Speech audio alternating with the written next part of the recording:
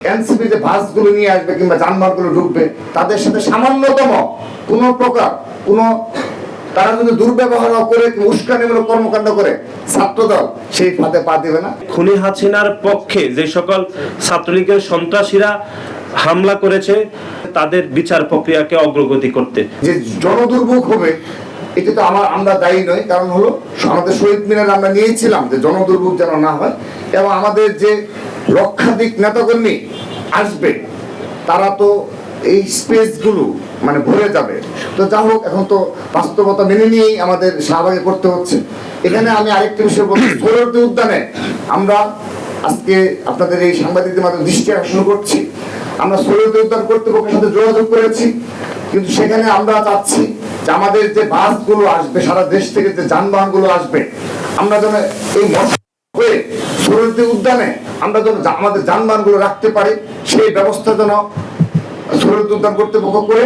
কারণ আমরা জেনেছি যে অনেকটা সময় নিয়ে নাকি কোনো একটা ছাত্র সংগঠন এই অনুমতি নিয়েছে।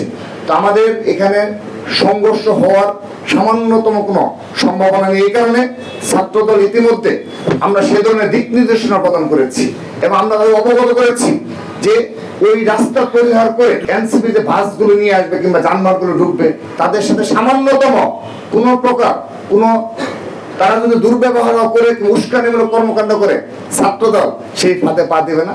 রাজশাহী ইউনিভার্সিটির অবজারভেশন হয়েছে, আপনারা এই মুহূর্তে আসলে এই অবজারভেশনটাকে কিভাবে দেখছেন? আর একটা বিষয় হলো আমরা দেখেছি আসলে আপনারা ছাত্রদল এই যে সাম্য হত্যা প্রতিবাদী বিশ্ববিদ্যালয় প্রশাসনের পদত্যাগ দাবি করছিল, এই জায়গা থেকে এই প্রশাসনের আপনার নেতৃত্বে এই ডাকসু নির্বাচনটা কিভাবে দেখছেন?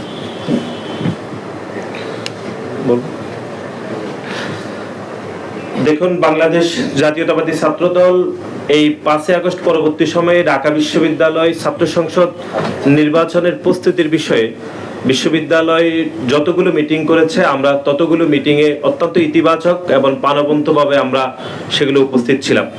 এবং বাংলাদেশ জাতীয়তাবাদী ছাত্রদলের পক্ষ থেকে 40টিরও বেশি সুপারিশ করা হয়েছে এবং 377টি সংস্কারের বিষয়ে বাংলাদেশ জাতীয়তাবাদী ছাত্রদল মত দিয়েছে। কিন্তু অত্যন্ত দুর্ভাগ্যজনকভাবে আমরা যেটি লক্ষ্য করলাম সেটি হচ্ছে এই 40টি সুপারিশের মধ্যে মাত্র 3 থেকে 4টি, তাও অন্য ছাত্র সংগঠনের সাথে এগুলো খুব কমন হয়েছিল, সেজন্য 3 থেকে 4টি সুপারিশ ঢাকা বিশ্ববিদ্যালয় কর্তৃপক্ষ এটি গৃহীত করেছে। এর মধ্যে আপনারা জানেন যে ঢাকা বিশ্ববিদ্যালয়ের যিনি সভাপতি হন তিনি দীর্ঘদিন ধরে এটি একটি অনির্বাচিত সভাপতি, চাইলেই নির্বাচিত সংসদকে যে কোনো সময় বাতিল করতে পারেন বা বিলুপ্ত করতে পারেন। সেজন্য বাংলাদেশ জাতীয়তাবাদী ছাত্রদলের পক্ষ থেকে এই বিষয়ে সুস্পষ্ট আমাদের প্রস্তাবনা ছিল, অন্তত ঢাকা বিশ্ববিদ্যালয়ে যিনি সভাপতি হবেন তিনি যেন অবশ্যই নির্বাচিত হন। কিন্তু আমরা দেখলাম যে বাংলাদেশ জাতীয়তাবাদী ছাত্রদলের 40টিরও বেশি সুপারিশ থেকে মাত্র 3 থেকে 4টি, এবং শুধু সেটি নয়, আপনারা দেখেছেন যে ঢাকা বিশ্ববিদ্যালয়ের রেজিস্ট্রার ভবনের জুলাইয়ের 4 তারিখ এবং আগস্টের 4 এবং 3 তারিখে খুনি হাসিনার পক্ষে যারা মিছিল করেছে এরকম একজন কর্মচারী-কর্মকর্তার বিচার প্রক্রিয়া ঢাকা বিশ্ববিদ্যালয় শুরু করতে পারেনি। সুতরাং এই যে যাবতীয় প্রতিটি পদক্ষেপকে নেতিবাচকভাবে গ্রহণ করে যে ছাত্র সংসদের তারিখ ঘোষণা করা হয়েছে, তারপরও আমরা সেই তারিখকে আমরা ইতিবাচকভাবে দেখছি। এই জন্যই দেখছি কারণ আমরা মনে করি যে শিক্ষার্থীরা জুলাই এবং আগস্টের যে গণ অভ্যুত্থানে অংশগ্রহণ করেছে সেই গণ অভ্যুত্থানে একটি স্পিরিট ছিল একটি ছাত্র সংসদ নির্বাচন করতে হবে, কিন্তু একই সাথে যারা জুলাই এবং আগস্টের গণ অভ্যুত্থানের সরাসরি অংশীদার ছিল তাদের এরকম একটি সুপারিশকেও উল্লেখযোগ্যভাবে আমলে না নিয়ে খুনি সংগঠন ছাত্রলীগের বিচার প্রক্রিয়ার অগ্রগতি না করে, আওয়ামী লীগ দোষর শিক্ষকদের বিচার না করে, ঢাকা বিশ্ববিদ্যালয়ের কর্মচারী-কর্মকর্তাদের বিচার প্রক্রিয়ার কোনো রকম ত্বরান্বিত না করে এরকম ডাকসু যদি হয় সে ডাকসু কতটুকু শিক্ষার্থীদের কল্যাণকর হবে সেটি আসলে সময় বলে দিবে বলে আমরা মনে করি। ধন্যবাদ সবাইকে।